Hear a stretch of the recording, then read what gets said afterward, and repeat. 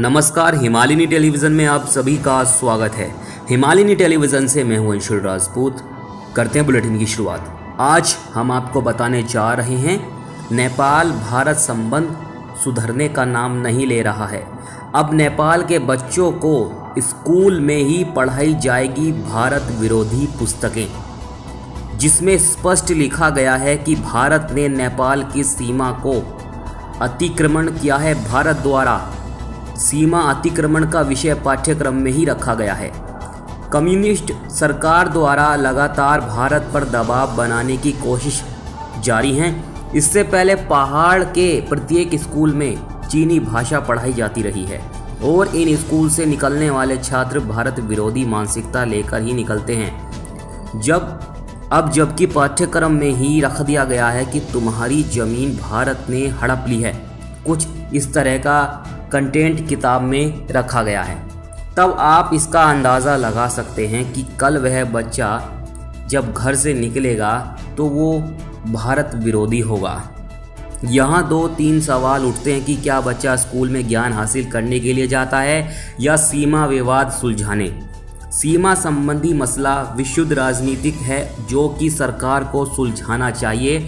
बच्चे इसे पढ़कर क्या युद्ध की तैयारी करेंगे, एक सवाल ये भी उठता है।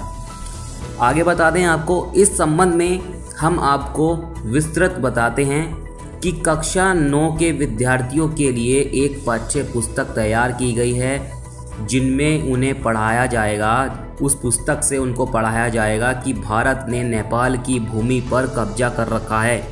नेपाल का भूभाग और सीमा संबंधी स्वाध्याय, सीमा संबंधित सामग्री किताब को स्कूल स्तर पर पढ़ाया जाएगा।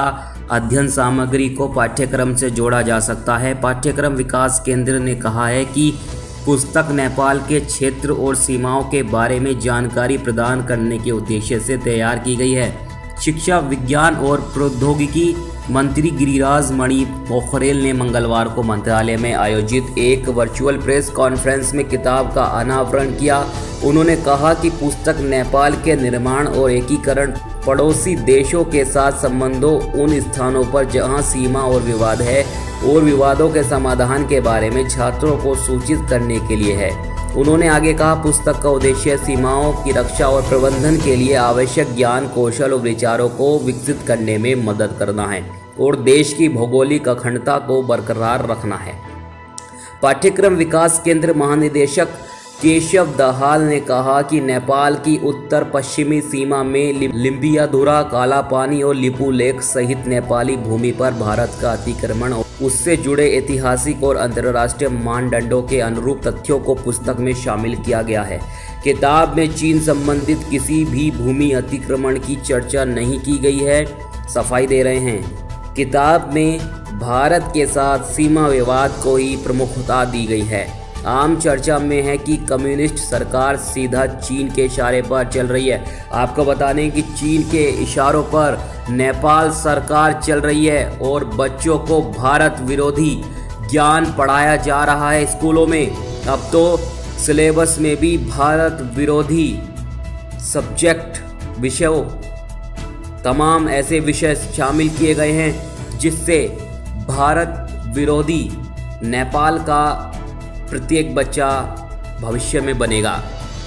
नेपाल को भविष्य में भारत के साथ युद्ध करने की तैयारी बच्चों से, वो बच्चों को कंटेंट पढ़वाकर करवा रहा है। आगे की खबरों के लिए आप बने रहिए हिमालयनी टेलीविज़न के साथ।